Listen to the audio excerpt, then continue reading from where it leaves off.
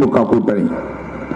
இன்னொன்றை நான் உங்களுக்கு நினைவுபடுத்த விரும்புகிறேன். 2009 முள்ளிவாய்க்கால் இனக்கொலை நடந்த நேரம் எல்லா கட்சிகளும் ஒரே அணியில் சேர்ந்து விட்டது.